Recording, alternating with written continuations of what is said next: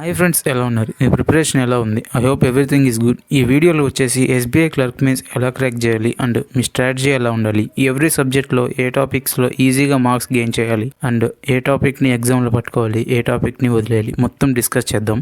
మీరు కనుక first time మన ఛానల్ విజిట్ చేస్తే వెంటనే ఛానల్ సబ్స్క్రైబ్ చేసుకొని పక్కనే ఉన్న బెల్ ఐకాన్ ఆన్లో పెట్టుకోండి. అలానే వీడియోని లైక్ చేసి వీడియోని మరి కొంతమందికి షేర్ చేయండి. అలా చేస్తే నాకు కొంచెం మోటివేషన్గా ఉంటుంది ఇంకొన్ని వీడియోస్ చేయడానికి.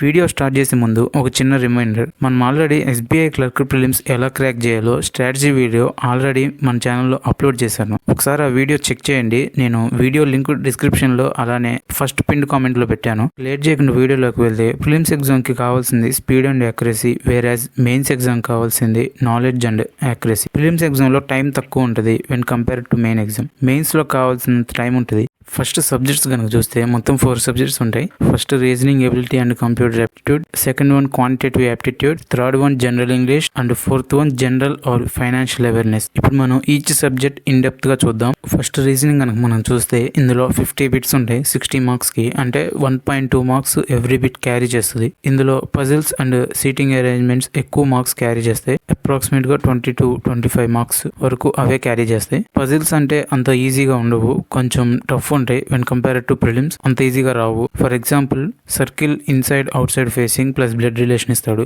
అలానే ఇన్స్క్రైబ్డ్ సర్కిల్, అలానే ఇన్స్క్రైబ్డ్ స్క్వేర్, అంటే ఒక సర్కిల్ లో ఆర్ స్క్వేర్ లో ఇంకొక సర్కిల్ ఆర్ స్క్వేర్ ఉంటుంది అనమాట.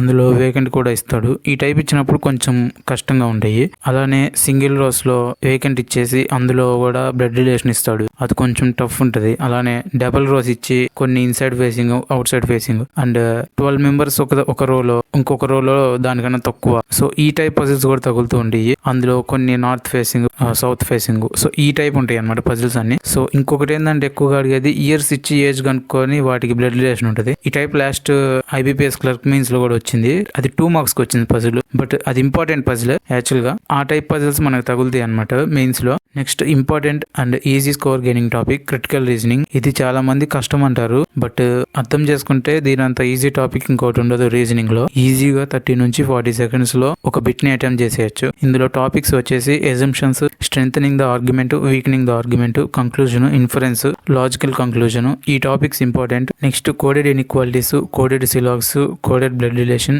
అలానే కోడెడ్ డైరెక్షన్. అన్ని కోడెడ్ ఇస్తాడు మాక్సిమం. ఒకవేళ నార్మల్ గా ఇచ్చినా కూడా, నార్మల్ గా ఏమి ఇస్తాడంటే ఇందులో సిలాగిజం ఒకటి, ఇన్ఈక్వాలిటీస్ ఒకటి నార్మల్ గా ఇస్తాడు. ఒకవేళ అవి ఇచ్చినా కూడా అందులో కొంచెం టఫ్ లెవెల్ ఇస్తాడు అనమాట, అంత ఈజీగా వచ్చేవి ఇవ్వడు. ఎందుకంటే మెయిన్స్ టాపిక్ లో ఎప్పుడైనా కూడా టైం కన్జ్యూమ్ చేయడం ఇంపార్టెంట్. నీ టైం ఎక్కువ ఈజీ టాపిక్ లోనే ఎక్కువ టైం కన్జ్యూమ్ అయ్యేలాగా చేస్తాడు. సో మీరు కొంచెం ఇవి ఈజీ టాపిక్సే కాబట్టి మనం ఇవి ఫాస్ట్ గా చేసుకొని టఫ్ టాపిక్స్ కి మనం టైం అనేది ఇవ్వాలి. బ్లడ్ రిలేషన్ లో కోడెడ్ బ్లడ్ రిలేషన్ తో పాటు ఎయిదర్ ఆర్ కేసు వచ్చే బ్లడ్ రిలేషన్ కూడా ఉంటుంది. అలానే ఎయిదర్ ఆర్ కేసు వచ్చేది డైరెక్షన్ లో కూడా ఉంటుంది. అది రీసెంట్ ఎగ్జామ్స్ లో కూడా అడిగాడు మెయిన్స్ ఎగ్జామ్ లో. ఒకసారి ప్రాక్టీస్ చేయండి. అవి కూడా ఇచ్చినా కూడా అంత ఎక్కువ మార్క్స్ కి ఇవ్వరు, జస్ట్ ఒక 2 to 3 మార్క్స్ వరకు ఇస్తారు అంతే. బట్ అవే మనకి ఇంపార్టెంట్. అవన్నీ కలిపితేనే మనకి ఎక్కువ మార్క్స్ కనపడతాయి. అవే ఈజీగా ఉంటాయి కూడా టైం తీసుకున్నా కూడా. అలానే చైనీస్ కోడింగ్ లో అడ్వాన్స్ టాపిక్ ఒకటి ఉంటుంది. అది కోడింగ్ డీకోడింగ్ టాపిక్ లోకి వెళ్తుంది. అవి ఇస్తారు 2 to 4 వరకు. కొంచెం టఫ్ ఉంటుంది అది, బట్ చేయొచ్చు. ఒకసారి లాజిక్ తగిలిందంటే ఈజీగా చేయొచ్చు. అలానే ఆల్ఫా న్యూమరిక్ సిరీస్, ఇందులో స్టెప్ 2, స్టెప్ 3 ఇవి ఇస్తాడు.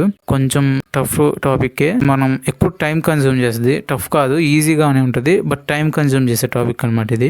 ఎలా అంటే స్టెప్ 2, స్టెప్ 3 అంటే ఏంటంటే వాడు ఒక స్టెప్ ఇస్తాడు. స్టెప్ 1 లో మనం స్టెప్ 2 అలానే స్టెప్ 3 మనం రాసుకొని ఆన్సర్ చేయాలి. వాడు అడిగేవాడిని స్టెప్ 3 లో అడుగుతాడు, ఎందుకంటే అది మనం చేస్తాం కాబట్టి అందులో అదే అడుగుతాడు. స్టెప్ 1 లో అది అడగడు అనమాట. అలానే కోడింగ్ డీకోడింగ్ లో చాలా టాపిక్స్ ఉంటాయి. అందులో కన్ఫర్మ్ గా ఇస్తాడు, బట్ ఏ టాపిక్ ఇస్తాడు అనేది మనకి క్లారిటీ ఉండదు. అలానే రిజల్టెంట్ బేస్డ్ అని ఒక టాపిక్ ఉంటుంది. రిజల్టెంట్ బేస్డ్ మీద చాలా ఇయర్స్ నుంచి ఇస్తానే ఉన్నాడు మెయిన్స్ లో. అది ఇంపార్టెంట్. అందులో మీరు మెయిన్స్ ప్రాక్టీస్ అయ్యేటప్పుడు అలాంటి మోడల్స్ అన్ని తగులుతాయి. ఇంకొకటి ఏంటంటే మనకి ఇన్పుట్ అవుట్పుట్ కూడా ఇంపార్టెంట్. 5 మార్క్స్ వరకు వస్తాయి. అందులో చాలా మోడల్స్ ఉంటాయి. అన్ని మోడల్స్ నేర్చుకోవాల్సింది. ఏ మోడల్ ఇస్తాడో తెలియదు. సమ్ టైమ్స్ కొంచెం టఫ్ ఇస్తాడు, సమ్ టైమ్స్ కొంచెం ఒక మోడరేట్ గా ఇస్తాడు, బట్ కన్ఫర్మ్ గా ఇస్తాడు. 5 మార్క్స్ కి ఇంపార్టెంట్. అలానే వర్డ్ ఫార్మేషన్, పేర్ ఫార్మేషన్, ఫార్వర్డ్ బ్యాక్వర్డ్ వీటి మీద ఒక 2 or 3 బిట్స్ వరకు ఇస్తాడు. ఇప్పుడు మనం ఇందులో ఏం చేయొచ్చు, ఏం చేయలేమని కనుక చూస్తే కోడింగ్ టాపిక్స్ అంటే బ్లడ్ రిలేషన్, డైరెక్షన్, సిలాక్స్ ఇవి చెప్పాం కదా, అవి మొత్తం చేయాల్సిందే మనకు స్కోర్ కనపడాలంటే. అలానే పజిల్స్ ఒక 2 అయినా చేయాలి మినిమమ్. అవుట్పుట్, కోడింగ్, డీకోడింగ్ ఇవి లాజిక్ తగిలితే ఓకే పెట్టొచ్చు, బట్ లాజిక్ తగలకపోతే దాన్ని పట్టుకోవడం వేస్ట్, మనకి టైం తినేసేది అవే. అలానే క్రిటికల్ లో అట్లీస్ట్ ఒక 5 మార్క్స్ అన్నా మనం గెయిన్ చేయదట్టు చూడాలి. అలానే డేటా సఫిషియన్సీ కొంచెం టైం మిగిల్చుకొని అవి కూడా చేయొచ్చు. ఎందుకంటే డేటా సఫిషియన్సీ చేయాలంటే మనం 2 బిట్స్ ఒక దాంట్లో చేయాలని అర్థము, బట్ చేయొచ్చు కొంచెం టైం తీసుకుంటే అంతే. 1 minute బదులు 1.5 minutes లేదా 2 minutes, బట్ మార్క్ మాత్రం వస్తుంది, ఈజీగా చేయొచ్చు డేటా సఫిషియన్సీ. అలానే ఫార్వర్డ్, బ్యాక్వర్డ్, వర్డ్ ఫార్మేషన్, పేర్ ఫార్మేషన్ చెప్పే కదా, అవి కూడా ఇచ్చినట్టు చేయొచ్చు. సో ఇక్కడికి మనం మార్క్స్ ఒకసారి లెక్కేసుకుంటే ఈజీగా 25 అటెంప్ట్ చేయొచ్చు, మనకి 30 మార్క్స్ వస్తాయి. మనం కనుక యాక్యురసీ మెయింటైన్ చేస్తే ఈజీగా 35 మార్క్స్ వరకు గెయిన్ చేయొచ్చు. ఇంకా నెక్స్ట్ సబ్జెక్ట్ క్వాంటిటేటివ్ యాప్టిట్యూడ్. ఇందులో ఈజీగా ఉండేవి అప్రాక్సిమేషన్ ఆర్ సింప్లిఫికేషన్, ఒక 3 to 5 మార్క్స్ వరకు ఇస్తారు. అవి మోడరేట్ లెవెల్ లో ఉంటాయి. అండ్ క్వాడ్రాటిక్ ఇవి డైరెక్ట్ గా సమ్ టైమ్స్ ఇస్తాడు, లేదా ఆల్జిబ్రిక్ ఎక్స్ప్రెషన్స్ లో సమ్స్ ఇస్తాడు. అందులో అన్ని టైప్స్ నేర్చుకోవాలి, 1 or 2 ఇస్తారు. డేటా ఇంటర్ప్రిటేషన్ ఇవే ఎక్కువ మార్క్స్ క్యారీ చేస్తాయి. ఇందులో అప్రాక్సిమేట్ గా ఒక 20 మార్క్స్ వరకు క్యారీ చేస్తాయి. మెయిన్స్ డిఏ చాలా టఫ్ గా ఉంటుంది. ఫర్ ఎగ్జాంపుల్ ప్రిలిమ్స్ కనుక చూస్తే వాడే డైరెక్ట్ గా డేటా ఇచ్చేసి మనల్ని క్వశ్చన్ చేయమంటాడు, బట్ మెయిన్స్ లో అలా కాదు. కొంత డేటానే ఇచ్చేసి కింద నోట్ పెట్టేసి దానికి కండిషన్స్ ఇచ్చి మనం డేటా కనుక్కొని అండ్ దెన్ క్వశ్చన్స్ చేయాలి. అలానే మెయిన్స్ లో క్యాస్లెట్ కూడా ఇస్తాడు, ఒకటి 3 to 5 మార్క్స్ వరకు ఇస్తాడు. ఎబో మోడరేట్ లెవెల్ ఉంటుంది. మనం ప్రాక్టీస్ ఉంటే అది కూడా చేయొచ్చు. ఒకవేళ డిఐలో నీకు డేటా తొందరగా వస్తుంది అంటే ఖచ్చితంగా క్వశ్చన్స్ టఫ్గా చేస్తాడు. ఒకవేళ డేటా కొంచెం టైం పడుతుంది అంటే క్వశ్చన్స్ ఈజీగా ఉంటాయి. మీరు డేటా ఇంటర్ప్రిటేషన్ చేసే ముందు ఫస్ట్ మీరు క్వశ్చన్స్ చెక్ చేసుకోండి. క్వశ్చన్ లెంత్ అవి చేయొచ్చో చేయలేమా అనేది ఒకసారి చూసుకొని అండ్ దెన్ డిఐ స్టార్ట్ చేసుకోండి. అలానే నోట్ పాయింట్స్ అవి చేయగలమా చేయలేమా అని ఒకసారి ముందుగానే అనాలిసిస్ చేసుకొని అండ్ దెన్ డిఐ స్టార్ట్ చేయండి. అంతేగాని చూడంగానే చేసేయాలి. చాలా జాగ్రత్తగా టైం ని మనం యూటిలైజ్ చేసుకోవాలి. సో రాంగ్ స్టెప్ అసలు వేయొద్దు, టైం వేస్ట్ అస్సలు చేసుకోవద్దు మెయిన్స్ లో. నెక్స్ట్ అర్థమెటిక్ క్వశ్చన్స్, ఇవే మనల్ని కాపాడేది క్వాంట్ సెక్షన్ లో. డిఏ రావచ్చు, మనకి రాకపోవచ్చు, మనకు అది టైం టేకింగ్ అయ్యింది. బట్ అర్థమెటిక్ క్వశ్చన్స్ అలా కాదు, కొంచెం మోడరేట్ లెవెల్లోనే ఉంటాయి మెయిన్స్ లో. కొంచెం మనం ప్రాక్టీస్ కనుక చేస్తే అర్థమెటిక్ క్వశ్చన్స్ అన్ని ఈజీగా 5 to 8 వరకు చేయొచ్చు. ఇవి 11 to 12 వరకు వస్తాయి, బట్ అన్నీ చేయలేం కానీ ఈజీగా అయితే 8 వరకు చేయొచ్చు. మనల్ని ఈ సెక్షన్ లో కాపాడేది అదే. Data sufficiency and quantity 1, quantity 2 comparison ఇవి కూడా వస్తాయి. ఒక 3 to 4 మార్క్స్ వరకు వస్తాయి. క్వాంటిటీ 1, క్వాంటిటీ 2 ఇచ్చినప్పుడు మాత్రం కొంచెం ఆలోచించుకొని చేయండి. బట్ డేటా సఫిషియన్సీ ఇచ్చినప్పుడు మాత్రం మనం అసలు సమ్ చేయకుండానే ఈజీగా పెట్టేయచ్చు సమ్ టైమ్స్, బట్ అవి ప్రాక్టీస్ చేయాలి బాగా. డేటా సఫిషియన్సీ క్వాంటిటీలో ఇచ్చినప్పుడు మాత్రమే అలా చేయొచ్చు. మీరు రీజనింగ్ లో డేటా సఫిషియన్సీ చూసి పెట్టలేము కానీ క్వాంటిటీలో పెట్టొచ్చు, బట్ అది ప్రాక్టీస్ చేయాలి. మీకు అర్థమెటిక్ సమ్స్ మీద మీకు కమాండ్ ఉండాలి, అప్పుడే డేటా సఫిషియన్సీ అలా పెట్టగలము. Q1, Q2 మాత్రం ఇచ్చినప్పుడు ఆలోచించుకోండి అవి, ఎందుకంటే ఒక బిట్ చేయాలంటే మనం 2 బిట్స్ చేయాలి. అది చేసే టైంలో ఒక అర్థమెటిక్ చేసేయచ్చు. సో Q1, Q2 అవాయిడ్ చేయడమే బెటర్ అని చెప్తున్నాను. అండ్ సమ్ టైమ్స్ Q1, Q2లో కూడా ఒక వాల్యూ వాడే ఇచ్చేస్తాడు. ఆ వాల్యూ ఇచ్చినప్పుడు మనం థింక్ చేయొచ్చు Q1, Q2 అప్పుడు. ఎందుకంటే ఒక వాల్యూ ఇచ్చినప్పుడు మనం ఇంకొక వాల్యూ కనుక్కుంటే సరిపోద్ది, అది కూడా అప్రాక్సిమేట్ వస్తే సరిపోద్ది. సో Q1, Q2 కూడా అలా ఇచ్చినప్పుడు మాత్రమే కన్సిడర్ లోకి తీసుకోండి. Arithmetic plus simplification, approximation, quadratic and ఒక్క డిఏ పడితే చాలు మనకి. ఇవన్నీ చేసుకొని ఒక డిఏ పడిందంటే మోర్ దెన్ ఎనఫ్ అనమాట. మనకి ఈజీగా 20 బిట్స్ మనం పెట్టేస్తాం. మనం యాక్యురసీతో పెడితే అది ఈజీగా 25 మార్క్స్ వరకు వస్తాయి. అండ్ నెక్స్ట్ ఇంగ్లీష్ లాంగ్వేజ్, ఇందులో ఫిల్లర్స్ 3 to 5 మార్క్స్ వరకు వస్తాయి. అండ్ క్లోజ్ టెస్ట్ ఒక 5 మార్క్స్ వరకు వస్తాయి. ఇది కొంచెం టఫ్ గా ఉంటుంది వెన్ కంపేర్ టు ప్రిలిమ్. ఒక ఎగ్జాంపుల్ చెప్తాను. ఇప్పుడు ఒక బిట్ ఇచ్చాడంటే దానికి ఒక ఫిల్ ఇన్ ద బ్లాంక్ ఉంటుంది కదా, దాంట్లో కింద 5 ఆప్షన్స్ ఉంటాయి. ఆ 5 ఆప్షన్స్ లో అక్కడ ఎడ్జెక్టివ్ ఫిట్ అవుతుందంటే ప్రిలిమ్స్ లో అయితే ఒక 2 or 3 ఎడ్జెక్టివ్స్ ఇచ్చేసి మిగిలినవి వేరే పార్ట్ ఆఫ్ స్పీచ్ ఇస్తాడు. అదే మెయిన్స్ లో అయితే సేమ్ మీనింగ్ వచ్చే ఎడ్జెక్టివ్స్ అన్ని కింద ఆప్షన్స్ లో ఇచ్చేస్తాడు. ఇక్కడ మనం కన్ఫ్యూజ్ అయిపోతాం, ఆ బిట్ ని తప్పు పెట్టేస్తాం. సో ఇలా ఉంటుంది అనమాట మెయిన్స్ ప్యాటర్న్, క్లోజ్ టెస్ట్ కానీ ఫిల్లర్స్ కానీ. సో అలానే సెంటెన్స్ రీఅరేంజ్మెంట్, ఇవి 5 మార్క్స్ కి ఇస్తారు. ఇది అంత ఈజీగా ఉండదు, కొంచెం కష్టంగా ఉంటుంది. మెయిన్స్ లో వచ్చేసి ఇంకొంచెం టఫ్ గా ఉంటుంది. సెంటెన్సెస్ లోనే రీఅరేంజ్ చేసి అండ్ అందులోనే ఎర్రర్ ఉండే ఒక టైప్ ఉంటుంది అనమాట మెయిన్స్ లో. ఆ మోడల్ ఇస్తాడు ఎక్కువ. అలానే sentence correction are error detection అదొక 5 to 7 మార్క్స్ వరకు ఇస్తాడు. ఎబో మోడరేట్ లెవెల్ ఉంటుంది. ఒక 2 or 3 పెట్టగలం, అంతకన్నా ఎక్కువ పెడితే వెల్ అండ్ గుడ్. అలానే సినానిమ్ అండ్ యాంటోనిమ్స్ ఇస్తాడు. ఒక 4 to 5 మార్క్స్ వరకు ఇస్తాడు. అలానే idioms and phrases 1 or 2 marks వరకు ఇస్తాడు. స్టార్టర్స్ అండ్ కనెక్టర్స్ 1 to 3 వరకు ఇస్తారు. వర్డ్ యూసేజ్ 1 to 3 వరకు.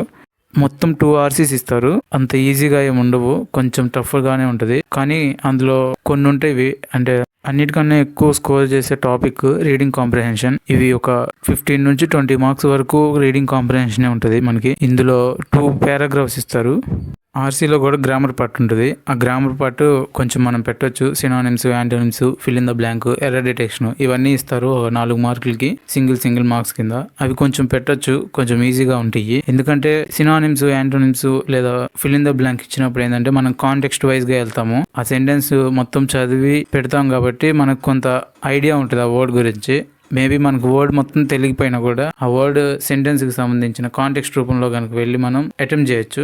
ఓవరాల్ గా ఈ సెక్షన్ లో వచ్చేసి ఒక 20 మార్క్స్ కనుక తెచ్చుకుంటే అసలు బెస్ట్ మార్క్ అది నాకు తెలిసి. ఇంకా అంతకన్నా ఎక్కువ తెచ్చుకుంటే well and good. Next GA section. ఇందులో financial or banking related news, అలానే రీసెంట్ MOUs, అలానే important and recent current affairs, static general awareness. ఇందులో ఏంటంటే dance forms, bird sanctuaries, tiger reserves, dams, projects etcetera. అలానే కరెంట్ అఫైర్స్ లో important days, awards and honours, obituaries etcetera. Awards and honours అంటే recent గా వచ్చినవే, మనకి ఎప్పుడో ఇచ్చినవి అవసరం లేదు. చాలా మంది కరెంట్ అఫైర్స్ 6 months చదవాలి, లేదా 8 months చదవాలి, లేకపోతే ప్రీవియస్ 1 year చదవాలి అంటారు. బట్ 6 months అనేది కరెక్టే. బట్ ఇక్కడ నేను చెప్పేది ఏంటంటే ఒక 4 months చదివారు మీరు ఫర్ సపోజ్ ఎగ్జామ్ రేపు పెట్టుకొని. సో ఇక్కడ నువ్వు ఎన్ని months చదివావు అనేది అసలు ఇంపార్టెంట్ కాదు, ఎంత గుర్తుంది నీకు అనేది ఇంపార్టెంట్. సో మీరు చదివింది ఏంటంటే రిపీటెడ్ గా చదవండి. ఒక మంత్ మీరు ఫినిష్ చేశారంటే ఇంకొకసారి రివిజన్ చేసుకోండి. అలానే ఎగ్జామ్ కి ఇంకొక 1 or 2 weeks ముందే ఒకసారి మళ్ళీ రివిజన్ చేసుకోండి, మీకు కొంచెం గుర్తుంటది. ఇప్పుడు నేను ఒక ఎగ్జాంపుల్ చెప్తాను. ఫర్ సపోజ్ డిసెంబర్ లో ఒక bank or financial institute government తో గానీ లేదా వేరే బ్యాంక్ ఆర్ ఫైనాన్షియల్ ఇన్స్టిట్యూట్ తో టైప్ అయింది లేదా MOU చేసుకుంది. అదే బ్యాంకు మళ్ళీ జనవరిలో ఇంకొక MOU చేసుకుంటది. ఒకవేళ అదే క్వశ్చన్ కనుక అడిగారంటే ఇక్కడ నువ్వు కన్ఫ్యూజన్ అనేది వచ్చింది. మీరు ఒకసారి చదివితే అది డిసెంబర్ లోదా లేకపోతే జనవరిలో అనేది. సో ఈ కన్ఫ్యూజన్ అనేది రాకుండా ఉండాలంటే మీరు 1-2 సార్లు చదవాలి. చదివిందే మళ్ళీ చదవాలి, అప్పుడే గుర్తుంటది. అప్పుడే మీరు మిస్టేక్ అనేది పోకూడదు. జిఏ సెక్షన్ లో మిస్టేక్ పోకుండానే పెట్టాలి, లేకపోతే కన్ఫ్యూజన్ లో మీరు ఎక్కువ మిస్టేక్స్ పెట్టే ఛాన్స్ ఉంటుంది. That's all I want to tell you in the GA section. Thank you for watching the video and don't forget to subscribe our channel. Please like this video and share it. That's all about the video. నేను ఏదైనా topic miss చేస్తే అది మీరు comment section లో చెప్పండి. నాతో పాటు అందరూ కూడా చూస్తారు. అలానే లైక్ చేయడం మర్చిపోవద్దు, సబ్స్క్రైబ్ కూడా చేసుకోండి. అలానే మీ ఫ్రెండ్స్ కి షేర్ చేయండి వీడియోని. ఎవరైనా క్లర్క్ కనుక ప్రిపేర్ అవుతుంటే, బ్యాంకింగ్ ఎగ్జామ్ కి ప్రిపేర్ అవుతుంటే వాళ్ళకి షేర్ చేయండి, వాళ్ళకి కొంచెం యూస్ఫుల్ ఉంటుంది. SBI clerk prelims strategy video కూడా ఒకసారి చెక్ చేయండి, అది చాలా యూస్ఫుల్ అవుతుంది. 75+ మార్క్స్ ఎలా రావాలో ఆ వీడియోలో క్లియర్గా చెప్పాను. Thank you for watching.